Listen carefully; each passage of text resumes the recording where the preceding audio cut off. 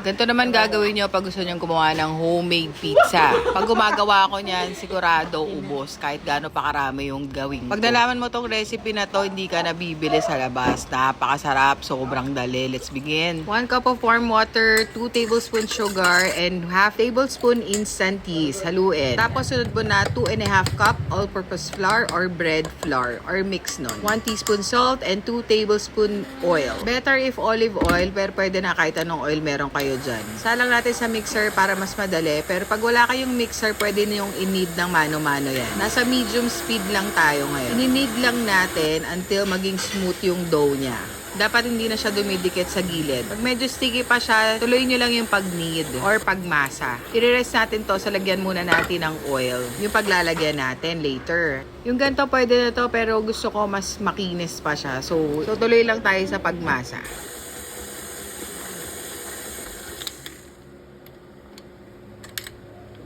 Yung ganito, okay na sa akin to. Ganyan. Kung gaano katagal, depende na yun sa mixer nyo. Kung mano-mano, wag masyado magdagdag ng flour. Konti-konti lang, kasi baka sumobra. Remove and transfer na natin dun sa bowl na merong oil. Para pag nag-rise yan later, hindi siya didikit dun sa gilid. Yung texture ng dough, malambot siya. Shape muna natin into circle para maayos pag rise niya mamaya. Ganito yung dough na maganda. Ayan o, ang kinis niyan. Alam mo, magiging masarap na tinapay siya mamaya. Cover nyo ng cling wrap and rest for 30 minutes or longer. Depende sa dough nyo and sa room temperature. Pag nag-double na siya, ganito, okay na yan. Release the air bubbles and masahin na natin into pizza. Yung recipe na to, good for 2 pizza. 12 inches. Ganito lang gagawin nyo, roll na natin siya into pizza. Para sa akin, ito yung most enjoyable part ng paggawa ng pizza. Kasi dito, kahit anong gusto mong shape, pwede mong gawin. Pero syempre, circle yung gagawin natin para sakto dun sa pan. Pag medyo lumalaban yung dough, stretch nyo lang siya. Yung katulad ng ginagawa ko, para maging elastic. Hindi nyo na kailangang masahin ulit yan. Tignan mo, after nito, susunod na siya pag niroll ko. Pwede ka mag-add ng flour, pero konti-konti lang. Magtayo ng pizza parlor. Ganito pa yan. Ito. Oh. Matibay yan, kahit anong gawin nyo, hindi yan mapupunit. Pero malambot siya. This is pliable.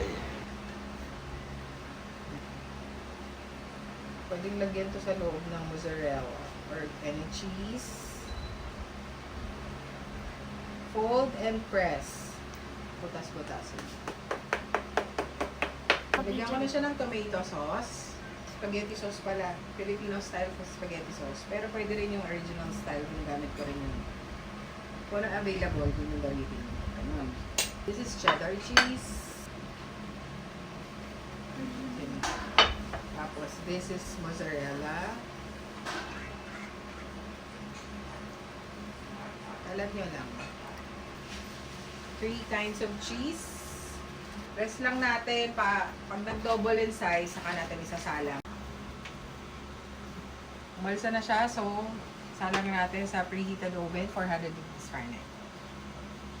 This took 5 to 10 minutes. Depende na sa oven nyo. Basta pag kumulo na yung cheese, okay na yan. And know na nakagawa ka na ng napakasarap na homemade pizza. Pag nag-enjoy kayo sa recipe ko, comment, pizza. And para masaya ako, share nyo na din, syempre.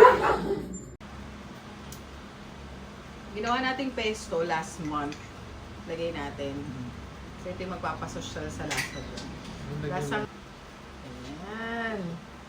Sarap. Ito na yung recipe Yung tanongin sa akin na recipe nito ng pesto. Na-post ko na yan.